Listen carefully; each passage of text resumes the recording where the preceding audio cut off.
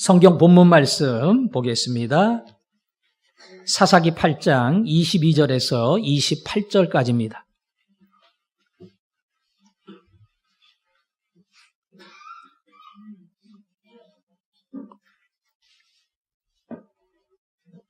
사사기 8장 22절에서 28절까지 교독하겠습니다. 그때에 이스라엘 사람들이 기드온에게 이르되 당신이 우리를 미디안의 손에서 구원하셨으니 당신과 당신의 아들과 당신의 손자가 우리를 다스리소서 하는지라.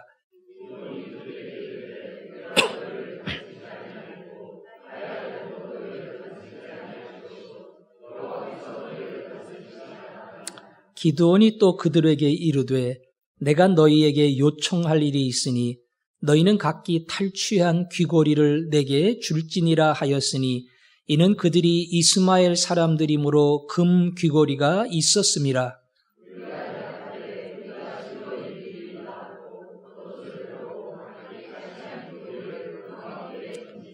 기드온이 요청한 금 귀고리의 무게가 금 1700세겔이요 그 외에 또 초승달 장식들과 폐물과 미디안 왕들이 입었던 자색 의복과 또 그 외에 그들의 낙타목에 둘렀던 사슬이 있었더라.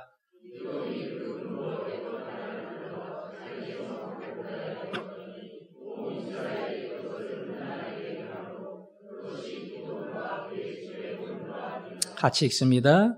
미디안이 이스라엘 자손 앞에 복종하여 다시는 그 머리를 들지 못하였으므로 기드온이 40년 동안 그 땅이 평온하였더라. 아멘. 지난 주일 추수감사절로 2부 예배는 온 가족으로 드리는, 말 그대로 어린 유치부부터 장년 노년에 이르기까지 화전중앙의 모든 가족이 함께 드리는 예배였습니다. 나름대로 의미가 있는 예배였는데요. 제 설교도 짧게 했고요. 많은 분들은 제 설교는 기억을 못하고 초등학생이 열심히 줄다리기 했던 그 영상만 머릿속에 남아 있었던 것 같아요. 그래요. 그야말로 포기하지 않고 끝까지 당기고 당겨서 승리한 어린 친구들의 모습을 보면서 많은 생각들을 했을 겁니다. 우리가 기드온에 대한 이야기를 하는데 기드온도 가만 보면 그 길을 걸어온 하나님의 종입니다. 약하고 겁 많고 나서지 못하는 사람이지만 하나님은 그를 불렀고 마지막 300명의 용사와 더불어 미디안의 13만 5천의 거대한 군대를 꺾어버리는 그러한 큰 기적을 이루게 되지요. 그 기적으로 끝나지 않고 남은 사람을 추격하는, 말 그대로 끝까지 달려가는 그러한 초지일관, 포기하지 않는 인물로 남게 된 겁니다. 오늘은 제가 에브라임이라고 하는 지파에 대해서 여러분에게 이야기를 하려고 하는데요. 에브라임, 이름은 이야기하지 않으려고 했지만 조금 알아야 돼요. 에브라임. 이스라엘의 지파 가운데 하나인데요. 전쟁이 승리로 마감을 하고 달려갈 때에 에브라임 지파에게 부탁하기를 너희들이 길목을 막고 퇴로를 차단하고 그리고 이 모든 전쟁이 끝나도록 도와달라. 에브라임 사람들이 길목을 막고 마지막 도망가는 많은 미디안 사람들을 죽였습니다. 그리고 미디안의 두 장군, 군대를 이끄는 두 장군을 잡아서 제거를 했고요. 그 목을 기드온에게 가져왔습니다. 일이 잘 풀렸어요. 기드온도 기쁘고 모든 백성이 기뻐할 만한 그 자리에서 에브라임 사람들이 얼굴을 붉히면서 화를 냈습니다. 왜 그러느냐? 아니, 이 전쟁에 처음부터 우리를 부르지 않고 다 끝날 때 와서 왜 우리를 불렀느냐? 이게 에브라임 지파의 불만의 이유였습니다. 성경에 보니까 크게 다투었다. 목소리를 막 높이면서 얼굴이 벌개져서 기드온에게 소리를 지르고 난리를 쳤던 것 같아요. 왜 우리를 부르지 아니했느냐? 성경에 얼뜻 보면 에브라임 지파를 불렀다는 표현은 없습니다. 그러나 기드온이 벌였던 전쟁은 저 구석에서 일어난 조용한 국지전이 아니고요. 전면전입니다. 전면전은 부르든 안 부르든 모든 이스라엘 백성이 다 알게끔 되어 있어요. 미디안 지파의 사람들도 다 압니다. 아는데 안 간 겁니다. 왜? 질 거 뻔하니까. 지면은 그 피해가 에브라임 지파에게 올 텐데 괜히 참여했다가 억울한 일을 당할 필요가 없으니까 사실 참여하지 않은 거예요. 근데 전쟁이 막바지로 가는 거 보니까 예상 밖의 승리를 거두었거든요. 그래서 끝판에 참여를 한 겁니다. 그리고는 와서 기드온에게 따진 거예요. 처음부터 부르지 왜 우리를 부르지 아니했냐? 사실은 에브라임 지파가 약한 지파가 아니고 강한 지파입니다. 북쪽의 핵심이 되는 지파예요. 그래서 자존심도 강하고 자기 체면을 굉장히 따집니다. 전쟁이 승리하면 그 승리한 모든 공이 수고하고 싸운 사람들에게 돌아갈 텐데 에브라임 지파는 거기에서 제외될 수가 있어요. 이건 용납이 안 됩니다. 그래서 승리한 그 공로에 대해서 에브라임 지파는 불만이 있었고 우리 지파의 규모와 우리 지파의 수준에 맞는 그러한 칭찬을 받아야 된다. 이 이유 때문에 억지를 부린 겁니다. 에브라임 지파는 후에 입다의 시대에도 똑같은 일을 벌였어요.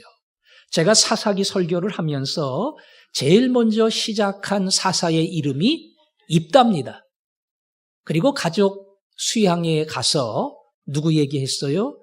삼손의 이야기를 했습니다. 입다도 전쟁에 승리했는데 승리한 다음에 에브라임 사람들이 또 와서 따졌어요. 왜 우리 안 불렀느냐? 왜 우리 없이 전쟁했느냐? 입다가 열받아가지고요. 부를 때는 안 오고 다 끝난 다음에 이제 와서 밥상에다가 숟가락 올려놓으려고 그러고 이제 와서 큰 소리쳐? 입다가 에브라임 지파하고 붙었습니다. 에브라임 지파가 결국 입다 앞에서 패했고요. 42,000명이 죽는 끔찍한 일을 당했어요. 괜히 억지 부리고 까불다가 수많은 에브라임 지파 사람들이 죽고 만 겁니다. 그 기질이 원래부터 있었어요. 그래서 기드온 때도 똑같이 말도 안 되는 얘기를 가지고 기드온에게 시비를 걸고 덤비고 했던 겁니다. 왜? 우리는 크니까. 자존심 세워야 되니까. 이름에 걸맞아야 되니까. 전쟁에 승리한 모든 공로가 우리에게도 마땅히 돌아와야 되니까 그냥 참여한 거 가지고는 만족할 수가 없는 겁니다. 에브라임 지파가 조금 시시했다면, 힘이 없었다면, 주목을 끌지 못하는 사람들이었다면 이렇게 나서지 않았을 거예요. 그런데 강하고 힘있고 다른 지파들로 하여금 에브라임이라고 하면은 주목을 받는 능력 있는 지파였기 때문에 그거 내세우려고 하니까 결국 말도 안 되는 시비를 걸면서 기드온에게 크게 다투면서 나가는 그런 부끄러운 고집을 내세우게 된 겁니다. 힘이 너무 세면, 자존심이 강해지면 얼마든지 이런 일이 생길 수 있습니다. 교회 안에서는 목사가 그럴 수 있어요. 장로가 그럴 수 있어요. 권사가 그럴 수 있습니다. 가장 총무가 그럴 수 있습니다. 내가 목사인데, 내가 장로인데 어떻게 나에게 그럴 수 있어요? 연세가 많으신 분들이 어떻게 젊은이들이 나한테 저럴 수가 있나? 내가 어른인데 이만큼 나이를 먹었는데 그런 생각 가능합니다. 회사에서 상사가 내가 부장인데 어떻게 평사원이 나에게 이럴 수 있나? 얼마든지 그럴 수 있습니다. 왜? 내가 지위가 있으니까. 내가 힘이 있으니까, 내가 나이가 있으니까 거기에 걸맞는 대우를 받아야 되는데 그걸 받지를 못하면 내 자존심이, 내 체면이 상처를 입기 때문에 때로는 말도 안 되는 이야기를 가지고 주장을 하고 욕심을 부리고 고집을 피우는 겁니다. 이 땅에 존재했던 사람들 중에 가장 높고 가장 존귀하신 분은 예수 그리스도입니다. 그는 이 땅에 인간으로 오셨습니다. 하나님이 인간이 되셨어요. 그것도 가난한 몫으로 왔습니다. 그분은 공생애에 사역을 하면서 여우도 새도 집이 있지만 나는 머리 둘 곳이 없다. 거주할 집조차 없었습니다. 제자들을 부를 때에 석사, 박사를 부르지 아니하고 갈릴리, 어부 등 비천한 사람들을 불렀습니다. 마지막 자기의 생명까지 우리를 위해 주셨습니다. 예수님 말씀했습니다. 나는 섬김받으려고 온 거 아니야. 도리어 너희를 섬기려 하고 내 목숨을 너희들에게 대속의 제물로 주기 위하여 이 땅에 왔다. 아니, 체면 세우려면 예수님보다 더 세울 사람이 누가 있어요? 자존심을 내세우려면 감히 예수님 앞에서 누가 자존심을 내세워요? 그런데 예수님은 그거 다 버렸습니다. 자기를 비웠습니다. 철저하게 내려오셨습니다. 그리고 나는 너희를 섬기는 자로 여기에 있다. 가진 사람은 겸손해야 됩니다. 지위가 높을수록 낮아져야 됩니다. 힘이 있을수록 마치 힘이 없는 것처럼 약한 자를 돌봐야 됩니다. 이것이 오늘 에브라임 지파를 통해서 반면교사로 우리에게 보여주는 교훈입니다. 혹시 여러분이 자존심 상하면 나한테 이럴 수가 있어? 나 무시하는 거야? 함부로 대하는 거야? 그럴 때마다 에브라임을 생각하시고 그리고 예수 그리스도가 이 땅에 오셔서 어떤 인생을 사셨는가 그것을 한 번쯤 묵상하기를 바랍니다. 오늘 제가 주목하려고 하는 것은 에브라임 지파의 모습이 아니고요. 기드온의 대응입니다.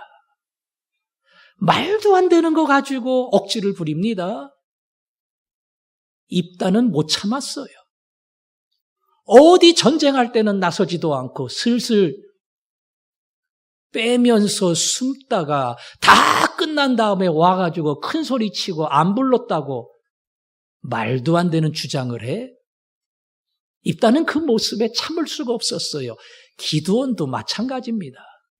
300명 용사를 끌고 갈 때에 에브라임 지파는 참여하지도 않았고 그 전투에 동참하지 않았습니다. 비록 300명이지만 기드온과 300명 용사들은 사기 100배입니다. 겁날 게 없어요. 미디안에 12만 명을 죽였습니다. 세상에 어떠한 군대도 이제 기드온과 300명에 대항할 수 없는 거기는 막강 부대가 된 겁니다. 에브라임? 어디 까불어? 말도 안 되는 소리 해? 어디 하나님의 군대인 우리에게 억지를 부려? 기드온이 붙으면 붙는 겁니다. 기드온이 에브라임 지파에게 이야기합니다. 내가 한 일이 어떻게 여러분의 한 일하고 비교할 수 있겠습니까? 우리 집안에 제일 잘난 놈도 여러분 지파의 제일 못난 놈보다도 모자랍니다. 여러분이 두 장군을 죽였으니 전쟁을 마감한 거예요. 우리는 그저 시작한 것뿐이지만 이 전쟁의 마감을 여러분이 했으니 여러분만큼 대단한 일을 한 사람이 누가 있겠습니까? 그 말을 할 때에 성경은 말합니다. 에브라임의 분노가 그쳤더라. 말 한마디에 쑥 들어갔어요. 예. 말도 안 되는 주장을 하고 억지를 부리고 큰 소리 치고 괜히 자기가 미안하니까 그냥 주장을 하고 이러다가 기드온의 말 한마디. 그 한마디에 더 이상 말도 못하고 그냥 조용히 분노가 가라앉고 더 이상 얼굴을 내밀 수 없는 그러한 존재가 된 겁니다. 여러분, 에브라임 지파하고 기드온하고 비교를 해보세요. 기드온은 막 큰 소리를 칩니다. 아니, 에브라임 지파는 큰 소리를 칩니다. 기드온은 고개를 숙였습니다. 에브라임 지파는 막 핏대를 올리면서 싸웁니다. 기드온은 그 싸움 앞에 나는 아무것도 한 것이 없다고 자기를 내려놓습니다. 누가 센 쪽이에요? 누가 강한 쪽이에요? 에브라임이 강하지요. 그러나 여러분 중에 한 명도 에브라임이 강해, 에브라임이 세, 에브라임 앞에 기드온은 그냥 고개를 숙여야 돼. 그런 사람은 한 명도 없을 거예요. 누가 세요? 기드온이 센 겁니다. 고개를 숙였지만 기드온이 강한 거예요. 에브라임을 칭찬했지만 많은 사람은 기드온을 칭찬합니다. 이야, 민족의 구원자 기드온. 야, 기드온이 말도 안 되는 에브라임의 진노를 저렇게 가라앉힐 수 있다니. 우리의 지도자 기드온이야말로 대단한 사람이야. 백성들 앞에 기드온이라고 하는 사람이 어떠한 존재인가 하는 것을 모두가 인식하게 만들어준 대단한 행동 그리고 대단한 말 한마디가 이겁니다.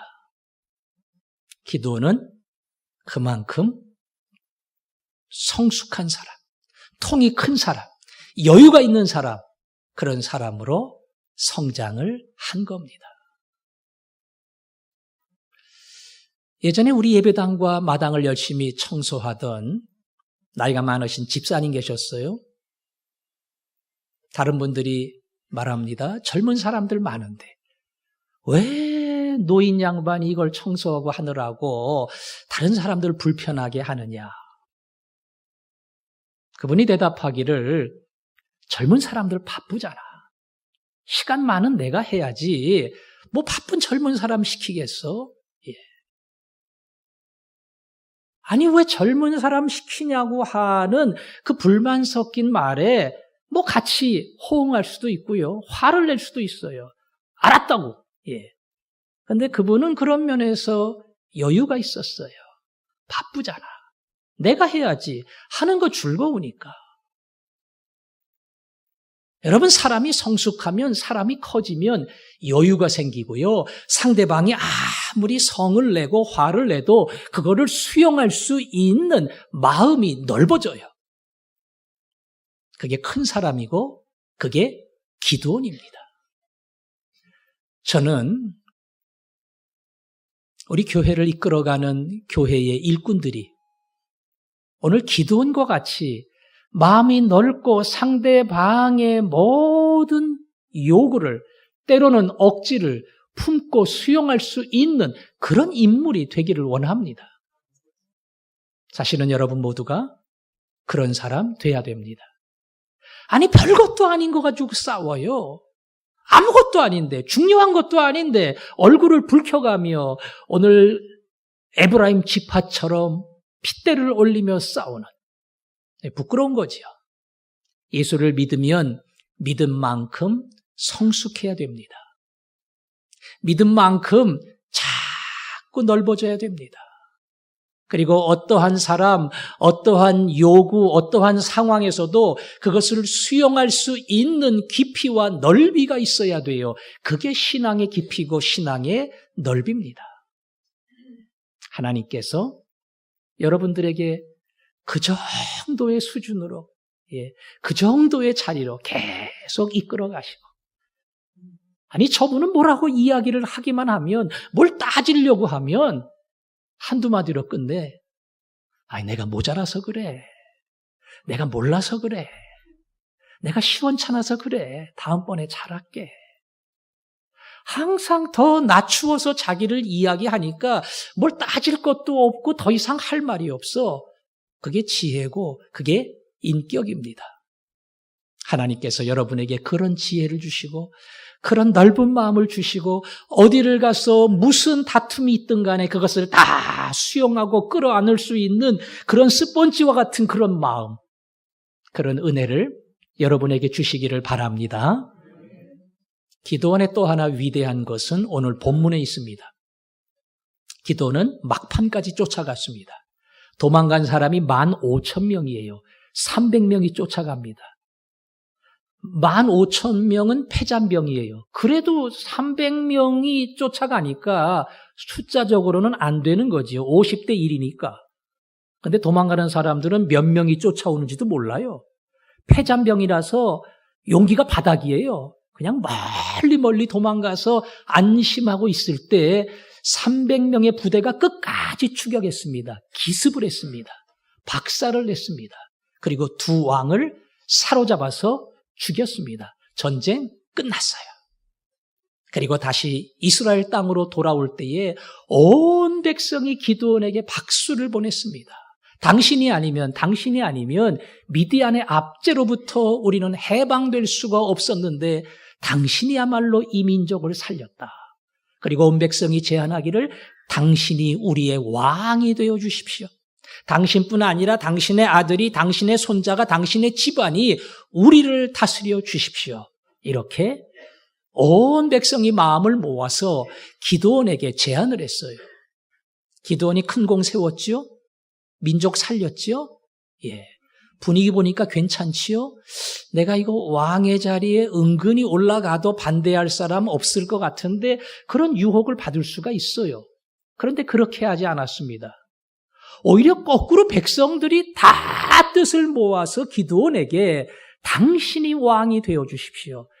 기드온을 높이고 존경하고 세워주고 왕으로 모시는 것에 대해서 불만을 가진 사람들이 한 명도 없었어요. 이제 자연스럽게 왕이 될 상황이 됐지요? 예. 뭐 어렵지 않잖아요. 다 원하는데 뭐하러 고집을 부려요? 뭐하러 딴 생각을 하겠어요? 그런데 기드온이 그 백성들의 요구에 이렇게 답변했습니다. 오늘 성경 8장 23절 같이 읽겠습니다. 8장 23절 시작. 기드온이 그들에게 이르되 내가 너희를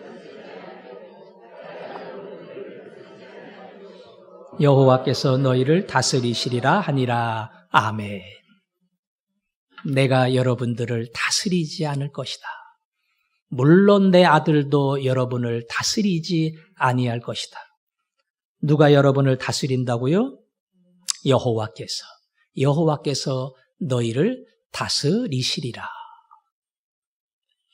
기드온이 그 수많은 사람의 부탁에도 불구하고 나는 왕의 자리에 앉을 수 없다. 우리 집안이 감히 그 자리에 앉을 수 없다. 오직 여호와께서 너희를 다스리신다.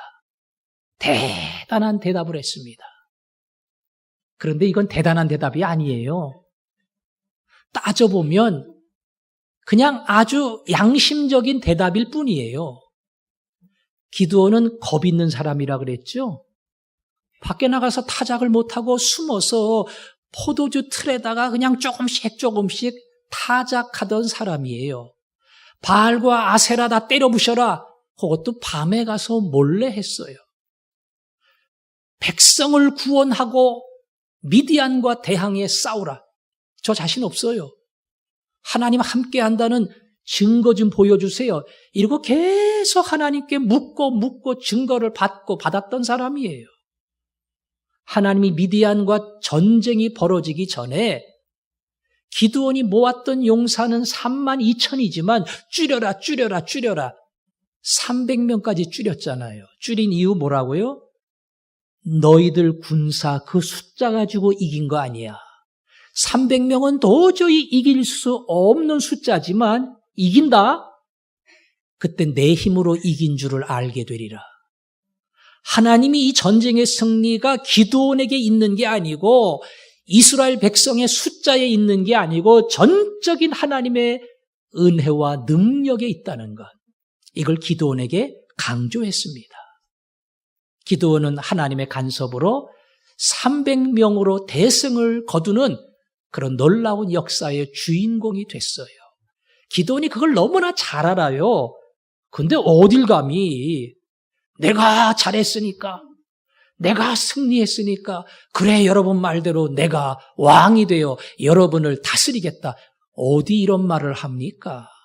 양심이 있으면 그런 말 못하지요. 하나님이 하셨어요.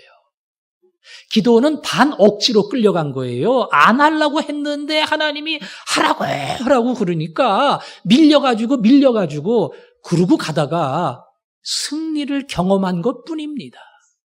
오직 모든 것의 승리는 하나님으로부터 왔습니다. 여러분, 어떤 부자가 사업 좀 잘해보라고 땅 사줬어요. 공장 지어줬어요. 직원 다 대주고 월급 줍니다. 자본 줍니다. 노하우 알려줍니다. 그리고 당신이 거기서 경영을 좀 해보라고. 그래서 경영을 했어요. 그 회사 누구 거예요? 다 밀어준 부자 거지요. 1부터 10까지 그 사람이 다 해줬거든요. 별로 할 게 없어요. 이 사람 그냥 월급사장처럼 책상에 앉아가지고 도장만 찍으면 돼요. 모든 걸 다 그 사람이 밀어줬으니까. 하나님이 전부 밀어줬기 때문에 기드온은 이 진실을 고백하지 않을 수가 없었고, 그래서 내가 절대 왕의 자리에 앉을 수도 없습니다. 그래서 오직 여호와 그분이 왕이시고 그분이 너희를 다스리시리라. 이게 기드온의 대답일 수밖에 없었던 겁니다. 여호와 하나님이 이스라엘의 진정한 왕입니다. 아무리 기드온이 지도자가 되어 민족을 구원했다 할지라도 민족을 구원한 진짜 구원자는 여호와 하나님이라는 겁니다. 저는 간혹 대로변을 가다가 옆에 상가에 인테리어 업자들이 공사하는 것을 볼 때가 있어요. 앞에 가게가 망한 겁니다. 그러면 인테리어 업자들이 그 다음 가게를 위해서 공사를 해요. 제가 볼 때마다 어떤 가게는 한 2년 버티다가 망하고, 금방 망하는 가게는 6개월 만에 정리하고 가더라고요. 마음이 좀 찡해요. 오래 버티지를 못하고 지지난번도 망했는데 그 다음 사람도 망하고, 마음에 참 안타까움이 있어요. 또 한쪽으로는 그러니까 인테리어 업자도 먹고 살지, 망해야 공사도 해야 되니까 또 한쪽으로는 인테리어 업자들에게는 필요한 일이겠다, 그 생각도 하고요. 그 다음엔 또 생각합니다. 그 다음에 들어오는 사람 제대로 할까? 앞에 사람들 다 망했는데 그 사람 들어와서 제대로 경영을 하고 장사를 할까? 그게 또 걱정이 돼요. 그래도 된다고 생각하고 오는 거 아니겠어요? 잘 될 거라고 믿고 시작하는 거 아니겠어요? 많은 사람들이 그렇게 합니다. 심지어 어떤 사람은 저 강남이나 딴 동네에서 식당을 해서 돈을 많이 벌었어요. 강북으로 왔습니다. 거기다 똑같은 식당, 똑같은 메뉴, 똑같은 주방장, 이거는 잘 될 수밖에 없어요. 강남에서 실험했는데 성공했거든요. 이건 뭐 100%지요. 망했어요. 왜 그런지 모르죠. 잘 될 수밖에 없는 상황이고 조건이었지만 결국 안 되는 결과를 보면서 세상 사람들은 운이 없다고 그러고 왜 일이 이렇게 됐는지 이해할 수 없다고 한숨을 쉽니다. 예수 믿는 사람의 답변은 하나밖에 없어요. 계획은 내가 세우지만 걸음은 하나님이 인도하고, 전쟁을 위해서 말과 병거는 내가 준비하지만 이김은 여호와께 있느니라. 이게 믿는 사람의 고백입니다. 그래서 예수 믿는 사람은 하나만 잘하면 돼요. 요거 잘하면 요렇게 된다, 이거 잘하면 저렇게 된다. 저렇게 된다, 이렇게 된다는 다 하나님 몫이에요. 내가 하는 거는 내가 시작하고 진실하게 거짓 없이 하면 돼요. 최선을 다하면 돼요. 하나님 앞에 부끄러움이 없이 하면 돼요. 그러면 결과는 하나님이 책임집니다. 때로는 내 계획대로 안 될 때가 있어요. 그래도 우리는 믿음을 가지고 갑니다. 우리 아버지는 제일 좋은 거 주셔.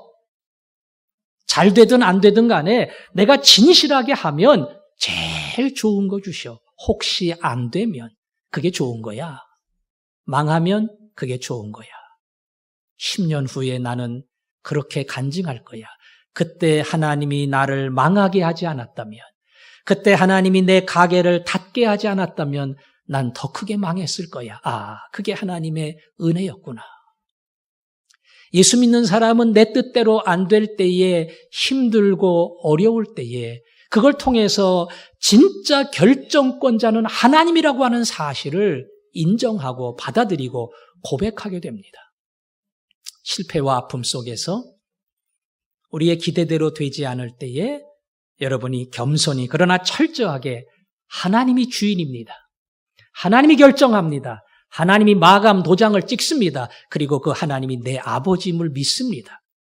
그래서 맡기고 저는 오늘 내게 주어진 일을 최선을 다해서 진실하게 누구 눈치 보지도 아니하고 예수님 눈치 보면서 이 일을 향해 달려갈 겁니다. 저는 그게 모든 상황 속에 모든 자리에서 여러분의 고백이 되기를 원하고 그 결과가 여러분의 아름다운 간증이 되기를 원하고 그 간증을 통해서 수많은 사람이 도전을 받고 격려를 받고 그 길에 참여할 수 있는 그런 은혜의 주인공이 되기를 주님의 이름으로 축원합니다. 그런데 오늘 본문에서 우리가 한 가지 주목해서 봐야 될 게 있어요. 기드온이 다 사양했습니다. 근데 한 가지 부탁을 했어요. 여러분이 가지고 있는 귀걸이, 금 귀걸이 전쟁에서 다 승리해서 얻어온 거 그거 좀 나에게 모아달라. 백성들이 내 것도 아닌데 전리품으로 가져온 건데 아니 기드온이 왕도 앉지 않겠다고 저렇게 사양을 했는데 못 줄 이유가 없지요. 다 거뒀어요. 보물도 거두고 비싼 거 다 거두고 기드온에게 넘겨줬습니다. 기드온이 그 금을 다 모아가지고요. 한 20kg 될까요? 금괴 하나가 1kg니까 그거 한 20개 되는 거예요. 그거로 에봇이라고 하는 대제사장이 입는 겉옷을 만들었어요. 조끼처럼 밖에다가 걸치면서 저 무릎까지 내려가는 그러한 화려한 옷인데 그 바깥에 막 금으로 치장을 하고 보석 12개를 달고 아주 굉장히 고급스러운 옷입니다. 하나님이 그것을 대제사장이 입도록 했어요. 근데 기드온이 그걸 만든 겁니다. 아무나 함부로 만들면 안 돼요. 금이 있다고 만든 거예요. 그리고 자기 성읍에다 그거를 모셔놨습니다. 많은 백성들이 거기에 에봇이 있다, 구경하러 가자, 기드온이 사는 성으로 몰려들었고요. 더 많은 사람이 몰려들어서 에봇을 보면서 예배하기 시작을 했고요. 예배하는 정도가 난잡하게 변해서 우상 예배하듯이 거기서 막 성적인 타락까지 일어났어요. 기드온의 성읍에 모이긴 모였지만 결국 그것이 기드온에게 큰 문제가 됐습니다.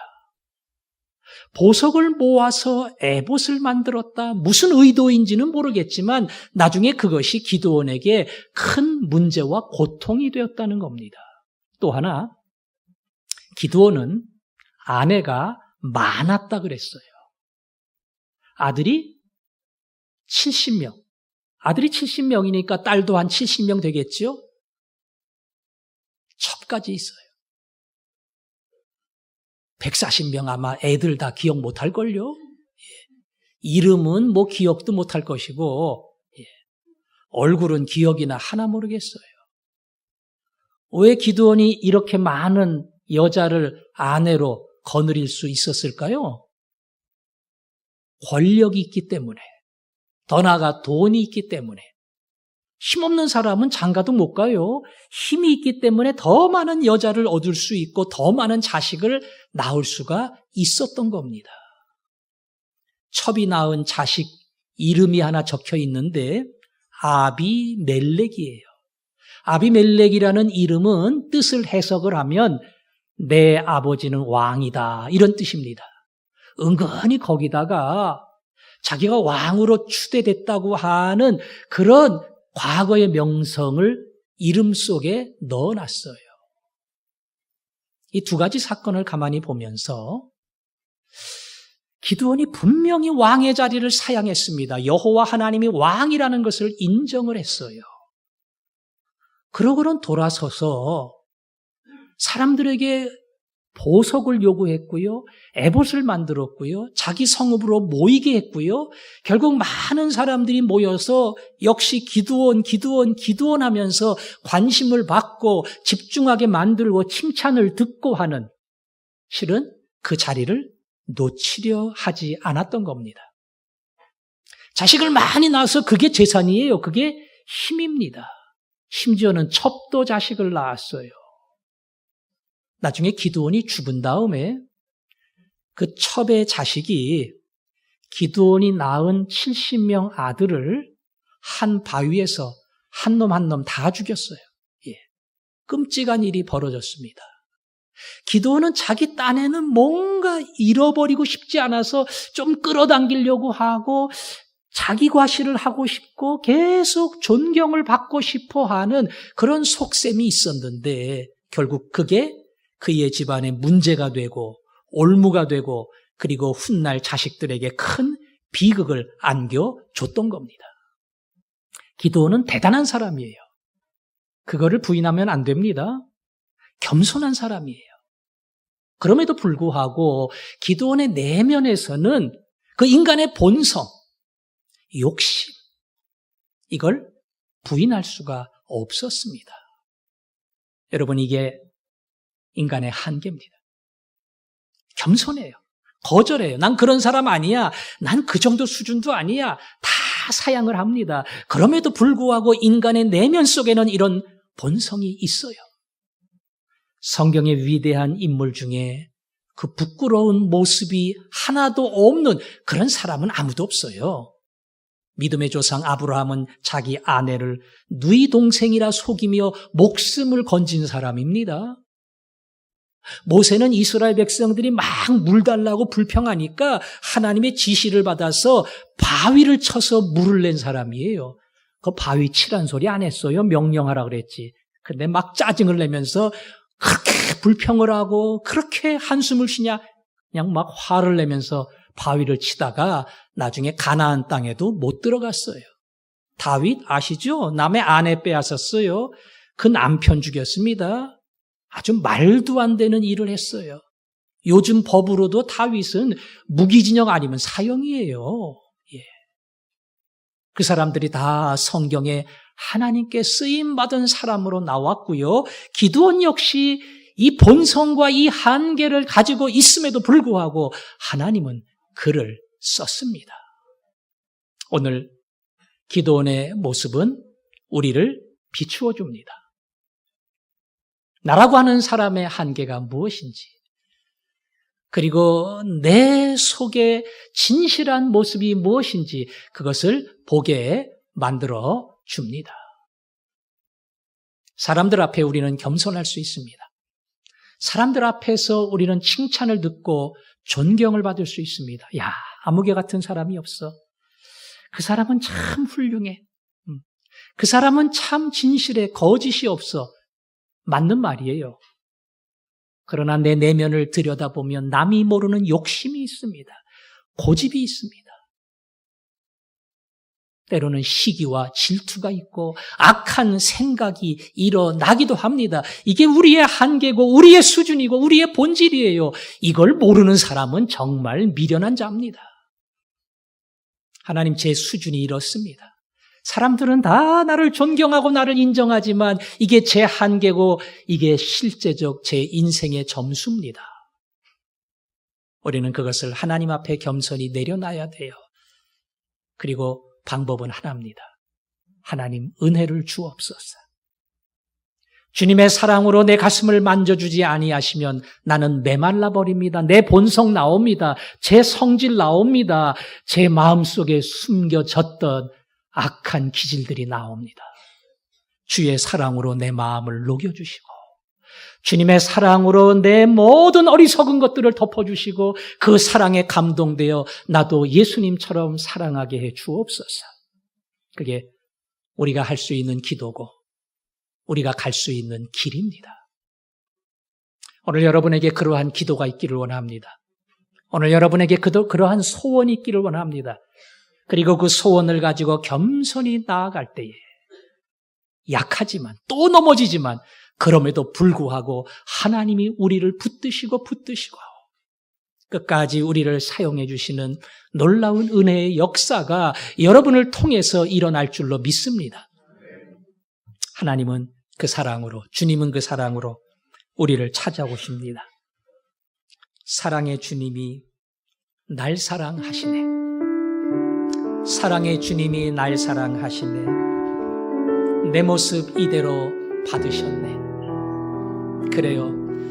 우리 허물을, 우리 모습을 주님은 아십니다. 그리고 그대로 받으십니다. 그 주님이 날 사랑한 것을 알기만 한다면 나도 당신을 사랑할 수 있습니다. 오늘 주님의 사랑이 여러분에게 부어지기를 원합니다. 그 사랑으로 채워지기를 원합니다. 그리고 그 사랑으로 사랑할 수 있기를 원합니다. 사랑의 주님이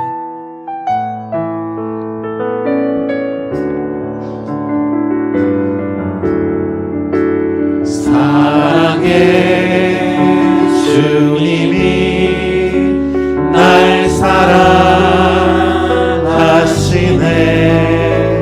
내 모습 이대로 받으셨네.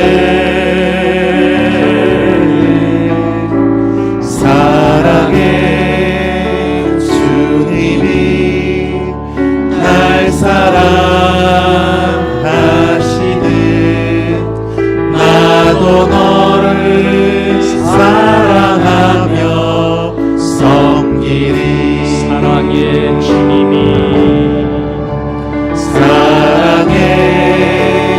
주님이 날 사랑하시네. 내 모습 이대로 받으셨네. 사랑의 주님이 날 사랑하시네. 나도 너를 사랑하며 섬기리. 기도합니다. 내 자존심을 건드리는 사람, 참 용납하기 힘든 사람, 그래서 사랑할 수 없습니다. 방법은 하나입니다. 사랑의 주님이 내 모습 그대로 받으며 날 사랑하셨다는 것, 그 큰 사랑에 잠길 때에 주여 너무 감사합니다. 내가 뭔데 주님 날 사랑하시고 목숨까지 주셨어요. 이 사랑에 감동되어 눈물을 흘릴 때에 그 사람도 사랑할 수 있습니다. 이 시간 이 한 가지 놓고 기도합니다. 주여, 내 메마른 가슴 속에 주의 사랑을 부어 주옵소서. 하나님, 용서하지 못하는 이 가슴 속에 주의 사랑의 강물이 흐르게 하여 주옵소서. 우리 한 목소리로 다 같이 기도하겠습니다. 아버지 하나님 아버지, 우리 수준을 아시지요. 우리의 참 모습을 아시지요. 있는 그대로 아버지 앞에 나아갑니다. 연약한 우리를 그대로 안아주시고 주님의 큰 사랑으로 덮어 주옵소서. 오늘 기도원이 했던 것처럼 마음을 넓혀 여유 있는 말로 상대방의 모든 억지를 받을 수 있게 하여 주시고, 어디를 가도 내가 주인이 아니고 오직 예수가 주인임을 고백하게 하시고, 그 믿음으로 살아갈 때에 하늘로부터 주시는 놀라운 복이 우리에게 임하게 하여 주옵소서. 예수님 이름으로 기도합니다. 아멘.